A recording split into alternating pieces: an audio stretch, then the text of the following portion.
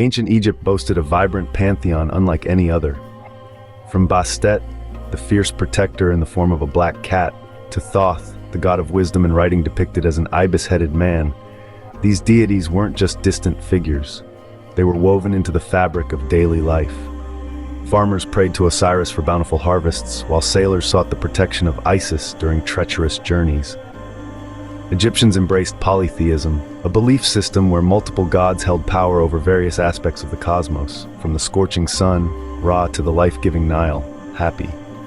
But beneath the well-known deities like Ra and Osiris lay an enigmatic group, the Ogdoad, the enigmatic eight who personified the very essence of creation itself. The Ogdoad, meaning eight in Greek, were a group of 8 primordial deities associated with Hermopolis, their primary cult center. The city's name itself might be a clue to their significance.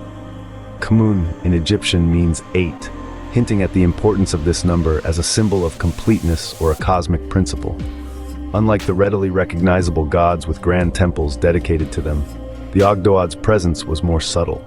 Their veneration focused on their role as the primeval forces that existed before creation, before the sun first blazed across the sky, or the Nile carved its path through the desert sands.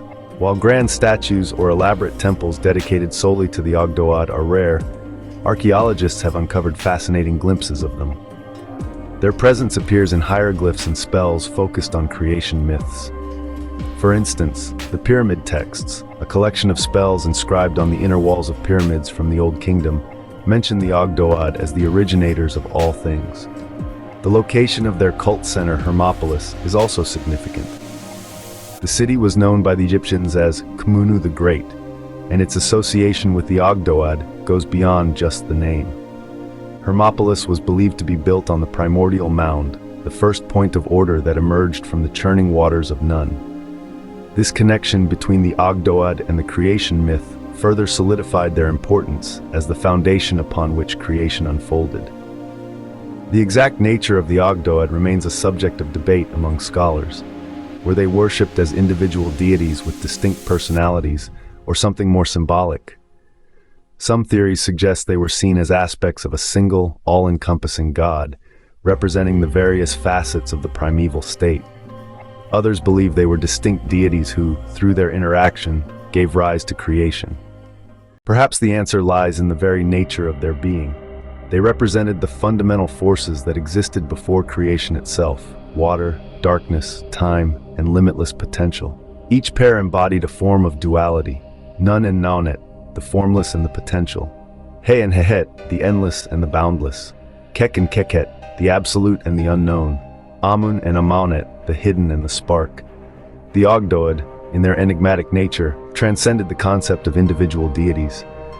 They were the embodiment of the primal chaos, a state where potential and limitation, vastness and form, all existed in a delicate balance. It was from this dance of opposites that creation itself was born. Imagine a vast, featureless expanse of water, a swirling primeval chaos known as Nun. This primordial state held infinite potential, personified by Naunet. They were the first of the Ogdoad pairs. Nun and Naunet weren't just water and possibility. They were the embodiment of the unknown, the fertile ground from which all existence could arise. He and Hehet followed, representing endless time and boundless space. He wasn't simply a clock counting down the ages, but the very concept of time before time as we know it existed. Hehet wasn't just empty space, but the limitless expanse that preceded the formation of the universe. Imagine a vast canvas waiting for the first brushstroke. Kek and Keket embodied the absolute darkness that shrouded the primordial state, a darkness unlike any we experience in the night. It was the absence of light, the unknown that defied human imagination. Finally, there was Amun and Amunet. Amun wasn't just a god waiting to be born. He was the hidden potential for life itself, the spark waiting to ignite within the formless abyss. Amunet personified the unseen force, the feminine principle that would eventually ignite creation and give rise to all existence. These Ogdoad pairs represented the duality that existed within the primeval chaos, the formless and the potential, the endless and the spark of beginning. The Ogdoad played a central role in Egyptian creation myths. Their interaction, often depicted as a churning or a chaotic dance within the primeval waters of Nun, was believed to be the catalyst for creation itself. It wasn't a singular, dramatic event, but a cyclical dance of opposing forces, a dynamic interplay between Nun and Nanet's potential, He and Hehet's vastness, Kek and Keket's darkness, and Amun and Amunet's spark of life. This dance gave birth to the universe, a birthing process that mirrored the annual Nile flood, a life-giving force that Egyptians saw as a reflection of the primeval waters. From this churning emerged a primordial mound, a symbolic landmass representing the first point of order within the chaos. This mound became the foundation stone upon which creation unfolded. Another creation myth associated with the Ogdoad is the Ogdoadic egg. Here, creation emerged from a cosmic egg fertilized by the Ogdoads mingling, highlighting the cyclical nature of birth and rebirth, a constant reminder that creation is an ongoing process. While later deities like Ra, the sun god, were seen as children of creation, emerging from the primordial mound bathed in the light of a newly formed sun, the Ogdoad remained the unseen forces, the silent guardians who set the stage. The annual Nile flood, a life-giving force that sustained Egypt, mirrored the primeval waters of Nun, a connection that emphasized the cyclical nature of creation and renewal. The Ogdoad's concept of duality and opposing forces influenced other aspects of Egyptian religion.